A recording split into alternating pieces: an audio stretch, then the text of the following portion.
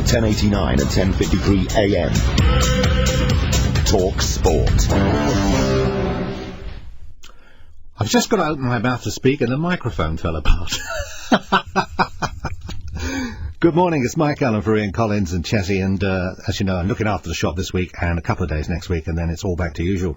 But this morning, interesting, the Atlantis space mission will be crossing to Texas in just a few minutes to have a chat with Catherine Trinidad about what's happening and why they're up there and what they hope to discover.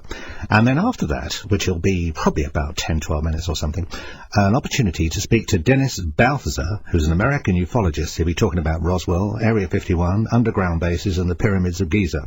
If you'd like to call now and book your call and have a conversation with him about some of these areas of interest, it's 0870 420 2020. 0870 420 2020. I'm going to put my microphone back together. That's the one thing I can. And just pass me that chewing gum. That'll fix it every time. Oi, van drivers, is your current van insurer having a laugh? Wipe the smile off their ugly mugs by calling 0800 24/7 24/7. Budget van insurance. It's a van man thing. TalkSPORT. The radio station where men are men and sheep can sure run fast. TalkSPORT. 6 years ago, a small unmanned craft was launched into space. It was very significant because it became the genesis of the International Space Station. The latest mission is the Atlantis mission. Catherine Trinidad is talking to us this morning about the space station, the astronauts up there, and the people at Mission Control, the Johnson Space Center in Houston, Texas. Catherine, hello, good morning. Welcome to the UK. Thank you for having me. What is your mission objective with Atlantis this trip? Well, Mike, this is a very important mission for us. This is the first time we've been able to bring up a major addition to the station since late 2002. And today we had a major accomplishment for NASA in the deployment of these solar arrays. And these arrays are very important to us because they will help generate double the power capacity that we have now. And we're very excited about this mission. What time zone do the crew use? We see pictures of them, but we just don't have a framework to set them in. I mean, for example, I've got, I think about 5 hours difference between you and me having a conversation. Do they have a time zone that's linked into the base time zone, for example? Well, the crew, for example, right now is already in their sleep period. They do operate on basically their mission. We can call it a mission time zone. The ground crew here determines when is a good time for them to accomplish certain tasks, whether it's spacewalks or certain activities on the station or shuttle. So that determines when they will sleep, and the crew actually begins adjusting their sleep schedule about a week before the launch. Aha.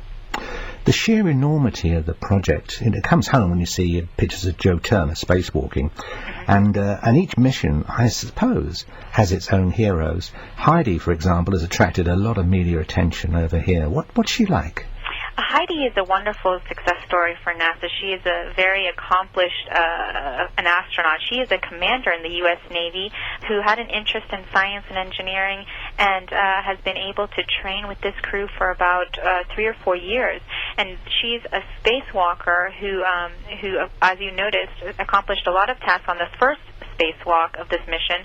She will also conduct some activity during the next spacewalk that starts tomorrow morning, and she's a wonderful example of what NASA can do. It seems to be a commonality amongst NASA personnel, in terms of being the astronauts, that they have a military background. Is that a qualification? Is it de rigueur? Is it something which you have to have? That's a very good question. It's not a qualification. It just seems as if, for example, a lot of our pilots on these missions do also come from the Navy or the Air Force. For example, Dan Burbank, who's also a spacewalker, he did the second spacewalk yesterday. He is from the Coast Guard, and Joe Tanner, who you mentioned, he's not of a military background. He came to us from the engineering background. So all different kinds of roads lead to NASA. I was sitting outside one of my favourite coffee shops the other day, and it was a beautiful day. It's been terrific weather in the UK recently. Oh, great. And I was talking to someone saying that we were planning to hook up with you and get an insight as to what's really going on. And they said, what happens when someone's working on the space station externally, and they lose their grip or their attachment safety harness slips or whatever, what happens about retrieving them? Well, you're right. First, they do have that safety harness. That is the first line of defense, we could say. And obviously they're very well trained to ensure that it's properly hooked up to the station or the shuttle wherever they're conducting the spacewalk. And they have a secondary line of defense, which is it's called the safer. It's a backpack, basically. If you imagine a backpack that they have on their spacesuit, and that could allow them some mobility if, for example, they were able to come unattached from their, we call it a tether, that attaches them to the station or the shuttle. Rather like that was used as a backpack for the Olympic Games, was that right? I think you're absolutely right. I'm not 100% sure. Okay. It seems impossible as a spectator that the International Space Station can stay aloft. How much does it weigh? It weighs, that's a great question, it weighs about 60,000 pounds. So it is quite enormous, and it'll keep on growing between now and 2010. In 2010, that's when we'll retire the space shuttle, and the space station assembly will be complete. So we have a lot ahead of us in the next 4 years. What will happen to it when you retire it? I mean, you're not going to bring it home. You're going to leave it there, surely. You're right. That will stay there. It's very important. The station is very important for us because that's where we're learning how to live in space for long durations. So all that we're learning on the space station, all the research, everything that we do there is contributing to our efforts to return to the moon and then hopefully go on to Mars and beyond. Well, I'm up for that one. It was riveting the first time it happened. I mean, going on to Mars would be fantastic. Sure. What about eating arrangements? I mean, we see projected fiction events on TV, and even those of us who are too far addicted have to go and see it on the big screen as well. But what about getting together? Is there a common time of the day when they swap stories? Apparently, there is a lot of time for their tasks. There's some time for camaraderie, and obviously they have to eat, and the crew has time on their own to decide when they would like to dig into their goods. Each astronaut before each flight gets to pick their menu. For example, they get to pick what items they'd like to have for their dinner or their lunch. So they do have a little bit of choice there. I interviewed someone who worked for NASA a few years ago, and he was telling me that as a boy, he used to try and make rockets, and he became very successful. I shan't mention his name, actually, lest I get him into trouble. But he said there was somebody had captured a couple of nuts and bolts that were involved in a rocket that was very, very effective, and I think it was someone about his father's age. And when he had a space shot, he took the nuts and bolts with him as a secret. And I just wonder if that sort of appears as something that people that are on the crew, if they take along little good luck tokens such as that, or something to bring it back and say this has been 250 miles up into space.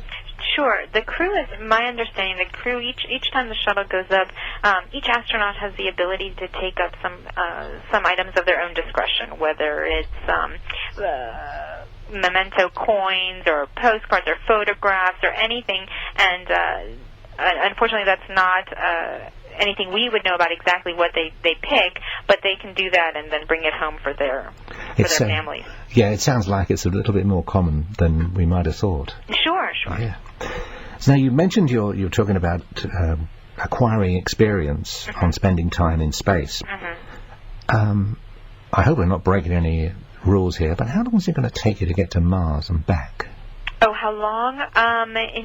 Goodness, I think it's about 8 months or something. It's around that time. It's a long journey. That's why it's very important for us to learn, how our bodies react to being in space for such a long time. And right now, our space station crews that consist usually of one Russian cosmonaut and one NASA astronaut, those crews stay up for about 6 months. And we actually have a crew that will be returning next week after completing what we call Expedition 13. They're the 13th crew to live aboard the station for 6 months. I mean, one of the areas of interest, I would imagine, must be muscle deterioration, because I've read through sources that long spells in space, whether it be in movement or just sitting parked, muscle deterioration occurs. So they have to get involved in some sort of exercise to keep those muscles built up. Sure, that's absolutely right. That is a concern, and there are several ways that the astronauts try and avoid that. They have a treadmill on the station, and there's also imagine a recumbent bike. It's a bike where you can sit down and you can do your exercise, so that hopefully that will prevent any kind of bone loss or muscle deterioration. I was in the gym the other day, working at my own little exercise bike, and I was talking to a fellow sufferer there, and she said to me, if only they could hook up these exercise bikes to some sort of energy drive system, can you imagine? We'd overcome global warming in a moment. There you go. Yeah. It must be a criticism. I would have to balance what I'm talking to you about by bringing up a negativity. Sure. But it must be a regular criticism for you to handle when people talk about the cost of the project. What's your reply to those observations? It's a valid question, but really the benefit of what we're doing, the benefit of space exploration, is something that you can't really capture in dollars. The knowledge we're gaining is helpful in so many ways. Even the technology we've gained from NASA's adventures up till now, everything from cardiac machines to technology you see every day in your homes, all of that is a result of what we're trying to accomplish here. And space is just the next frontier. It's obviously something that America wants to keep on the forefront, and it helps inspire people. That's one of our main objectives, is to hopefully entice young people to follow in the science and engineering field, so that they can be the future astronauts who will go to the moon and on to Mars. It's very interesting you use the expression, the next frontier, because the first 2 hours of our program in the UK today are called the next frontier. Oh, how funny. I didn't plan it. It's spooky. Exactly. I wanted to ask you, you're not the only contributors to the International Space Station, are you? You're absolutely right. We have 15 other partners who contribute to our efforts there. We have the European Space Agency. Japan is a wonderful partner. Canada, obviously. We have astronaut Steve McLean from the Canadian Space Agency on this mission. And so, CSA, the Canadian Space Agency, contributed our robotic arm that's on the shuttle, and also the station robotic arm. So, obviously we hope to continue the partnerships. We had our first woman in space a few years ago, and what was rather funny, humorous, and maybe a little dark, was the company she used to work for used to manufacture candy bars, and it was called Mars. Oh, that's funny. If I were a member of an astronaut's family and wanted to check in and have a chat to them, is it possible for family members to talk to the crew? Yes, that is a possibility for them. They do have that ability to either phone them through, obviously through a special thing here in Mission Control at Johnson Space Center. Also, email is available to them on a limited basis. Yeah, I'm glad you said that, because I get some emails from people, and you've got to take 2 weeks vacation just to read it. Exactly. We don't want them to be bombarded with anything. No. Is it all pretty spacious up there, or is it pretty tight for people to move around in? It's pretty tight quarters. I've looked. We have a mock-up of the shuttle here and the station here at Johnson Space Center, and it is rather tight. And the astronauts train in these simulators, so they know what to expect and are not surprised at all. Is it part of the qualification to become an astronaut that you should be relatively slim and not too tall? It's not a requirement, but certainly those features would help, especially in the Soyuz aircraft, the Russian spacecraft. That's also very tight quarters. I do know that the astronauts do have to go through a rigorous medical checkup before they can pass through the process. Do you know, Catherine, I feel a lot better about it all having spoken to you. You've got a calming effect. I'm glad. Hopefully I've interested some of your listeners as well. Oh, I'm sure we have. I tell you for why, because it's in the press all the time, but it's nice to put a voice to it. Sure. So hopefully we'll speak again on this. Thank you very much. It's a deal. Thanks, Catherine. Okay, take care. Thank you. Bye. Bye-bye. Online at talksport.net and on 1089 and 1053 AM, TalkSport. It's very interesting speaking just now with NASA and the Atlantis Space Mission project, because that's 2006.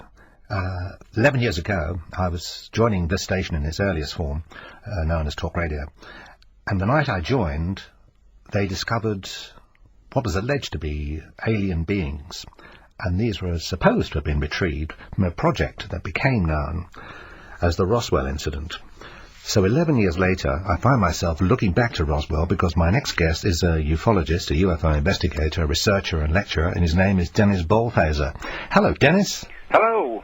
What an incredible area of interest we're looking at tonight. There's not only Roswell, there's Area 51, underground bases, and pyramids of Giza. These are all areas of special interest for you. You must be one of the most widely read people on the planet. Well, I used to be. I don't have the time to do it anymore, really. But, what I've done is kept my research limited to just those 4 areas. Because when you start doing ufology research, it can get into so many different areas, like cattle mutilations, abductions, sightings, all those things. And I found early in my career that if I try to concentrate on a few items, I can do much better research than trying to cover everything that would be involved. These underground bases, very interesting, because it starts exactly when I was looking at it, Project Aquarius.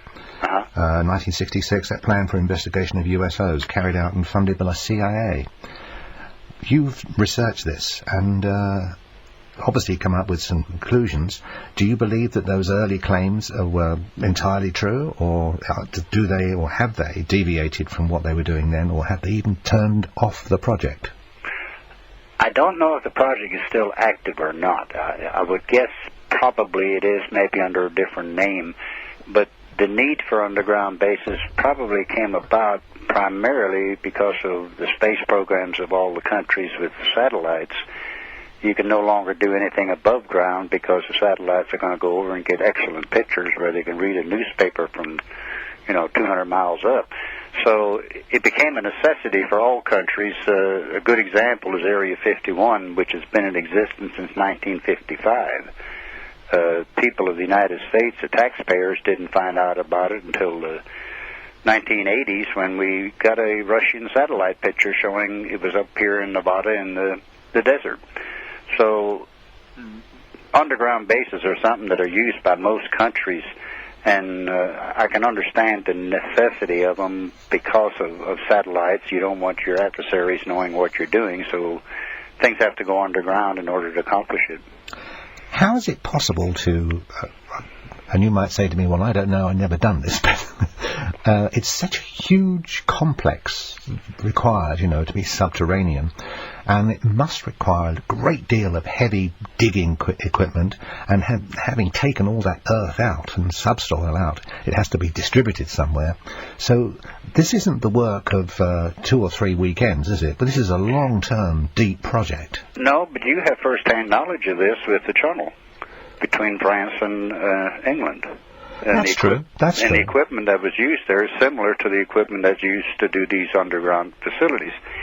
Now, you made mention about bringing material out of the ground that would be noticeable and obvious to the public. There are machines, and I have the patent. I got a drawing and a patent number of a machine that was developed in the 1970s at Los Alamos, which is our secret laboratory in New Mexico, National Laboratory. There's a nuclear machine that bores through the earth, and what it does is melt the rock or the dirt into what looks like a magma and forces it into the wall of the hole it just dug, makes a glass-like lining. Nothing has to come above ground, and nothing has to be taken below ground. Good. Then this thing moves at probably 5 feet an hour, and it's nuclear powered. That's one of the devices they have. They have a flame cutting device, and they have the one that you're probably familiar with the tunnel, where it just chews at the material. That's right. But the nuclear one, like I said, the patent is back in the 70s, so I'm sure by now, 30 years later, we probably have something better and newer. Well, let's hope it's automatic transmission. That changing gear on the old one was never good. and the employees are readily available because we've been mining diamonds and salt and different materials for many years. So there are plenty of employees to work in these places. The only difference would be that they would be under tight security compared to doing commercial work. Can I just insert an invitation here? If any of our audience this morning, good morning, would like to speak with my guest, Dennis Bolthazer, the number is 08704 20 20 20. 08704 20 20 20. It may not be about underground projects. You might be more interested in the Giza Pyramid Complex in Egypt or Area 51. And that's Lake Groom, isn't it? Or Groom Lake? Groom Lake, yes. It's been on. It's had several names over the years. The box, the pig farm. Area 51 is the geographical designation of the actual location. I just got back from there in May. I went up to Rachel, Nevada, which is adjacent to the base, and did 2 lectures there by the Little Alien Inn, and got to go out to both the main gate and the back gate. And at the back gate, I got to harass the guards a little bit in payback for them harassing me at the other gate. There's about a 13-mile road from the main highway, the extraterrestrial highway, that straight line dirt road, no signs, nothing. You drive about 10 miles, and my wife was with me, and I told her, about 10 miles, I said, start watching for a pickup truck or a Jeep. I said, they'll be coming up on one of these hills and keeping an eye on us. Well, we went around the corner, and there sat the pickup truck with binoculars watching us. Wow. They had sensors in the road. They knew we were coming, and probably by the time we got there, they already had my license number and had all the information they needed on me. It's the highest security anywhere in the world, and it's a catch-22 for me, because we need a facility where we can do testing of all kinds, aircraft and other things, so that our adversaries don't know about it. But we've had a lot of rumors about spacecraft being housed there, aliens maybe being there. If that's true, then I think we deserve to know that. We don't need to know about the technology of our new weapons and things like that, but it's almost it's a catch-22 situation for me as a researcher. I was thinking, as you were saying those words, actually, I was just thinking it's quite interesting having the two, or claims that there are the 2 areas of interest in one place, because if it is an alien craft or something which is coming in, you can always blame it and say, no, it's just a research project that we're just putting up. That's exactly right. It's a good cover for them, and there have been sightings of different types of craft coming out from behind the mountain where the base is located. That base has 2 runways. One is about 15,000 feet. The other one is 30,000 feet long. 30,000 feet? Now, they are bringing something in at tremendous velocity to require a runway of 30,000 feet. Has that been extended in the last 15, 20 years? Do you know? Well, the smaller one has been added, and now, just recently, within the last 2 years, we thought at first maybe it was a tarmac between the 2 runways, but it almost looks like a small runway, perhaps for smaller aircraft. And it's definitely new, because the satellite pictures show that the asphalt is completely dark, so it's a new application of asphalt, and has just recently been put in there. It's extraordinary when you think of the amount of people required or employed to keep such a facility in operation, just to look after it. Yeah, I have heard that the high number is around 3,000 or 4,000, and of course that changes constantly, because as they get projects completed, they transfer people to other locations and things like that. But they have regular flights out of Las Vegas, Nevada, daily, which are 737 aircraft that they bought from America West Airlines. They're painted white. There are no decals of any kind on them. They do have a tail number, an identification number,